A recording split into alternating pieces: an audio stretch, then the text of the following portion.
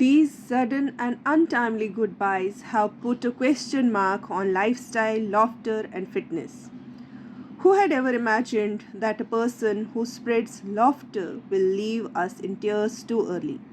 Deeply saddened by the loss of a comedian who helped to keep our hearts healthy. In today's video, let's prepare a tea which will help you to strengthen your heart muscles. In today's times, 1 among 9 people are suffering with cardiovascular diseases, or in simple language, heart diseases. You must be doing different things for your heart health, but in this video today I'll teach you a tea preparation. 1 cup of this tea will help you a lot in strengthening your heart muscles. Come on in my kitchen and let me show you how to prepare the tea with simple ingredients. Namaskar, welcome to Doctor Homemaker, and my name is Seema. At Doctor Homemaker, we empower homemakers with the knowledge and with the choices of choosing right holistic nutrition for the family. Let's have a quick look at the ingredients. The main ingredient of this tea is Arjun ki Chhal or Arjuna Bark, which is also known as Terminalia Arjuna. This is the bark of a tree and this is the powder form. This is mulati or licorice. It's also known as Joishti Modu in Bengali for my Bengali friends. This is cinnamon or dalchini, which is also very good for your heart health. You can also flavor this tea with cardamom or ilaichi, hari ilaichi. And last but not the least, our own holy basil or the tulsi leaves, which also help in strengthening our heart muscles. We'll start with boiling 2 cups of water since I'm making the tea for 2 people. So let this water come to a boil and we will add the ingredients one by one.